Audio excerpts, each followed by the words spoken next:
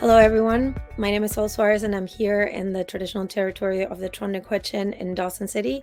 And I'm with Esther Winter of Winterchild Jewellery. How are you? I'm great today. And I'll also say that I'm joining you from the traditional territory of Notchunakdun First Nation.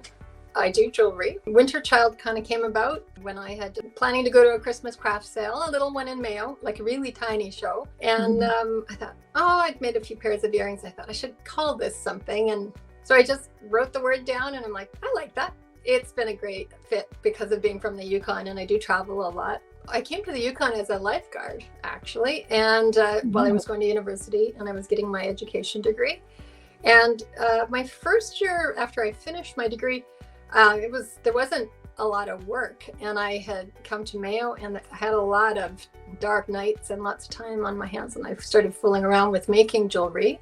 And I think I kind of wanted to make jewelry because I hadn't seen a lot of stuff that was unusual at that time. Then I eventually ended up taking a silversmithing course, and then it just kind of went from there. And after you do something for a certain amount of years, you're like, maybe I'll do this, and then I'll do this. So I did only silver jewelry for a really long time. At which moment did you start thinking about your jewelry, let's say, passion at first and curiosity? How did that become real? I guess it had mostly been a hobby. I'm quite a business-minded person, so I don't know. I guess it's just the way I tend to do things.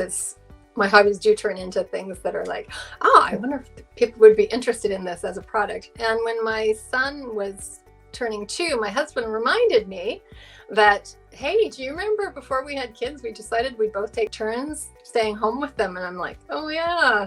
I'm like, well, I don't want to go back to teaching now because I felt like I was not really in the place that I wanted to do that really so much anymore.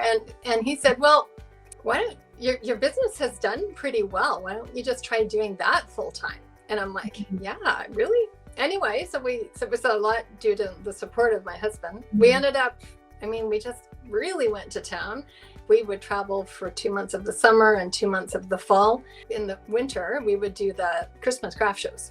So kind of all the way from Victoria as far as over to Winnipeg. And so it kind of worked out good that I had a teaching degree, because teachers, when the kids started to get older, they didn't really mind if I took the kids away. Because we would just still do the schooling with them. And they would every year come back, and they would actually be a little bit further ahead than where the class was. What are your plans for this year or the next little while with your business? In January, I attended the By Hand gift show, which is part of Market Week in Toronto. That was amazing. I was able to get my jewelry into stores literally all across Canada. It was so fun. I've always wanted to be in the East Coast, and I'm in lots of stores in the East Coast and lots of stores in Ontario and a big gallery in Montreal, all the way across, actually. That's so exciting. Also, I love going from the huge scale of the Toronto show to and the Mayo market. It's pretty cool. It is. I love best of both worlds. Well, it's been a pleasure to talk to you, Esther. Thank you so much. Great talking with you too. Thanks a lot for contacting me.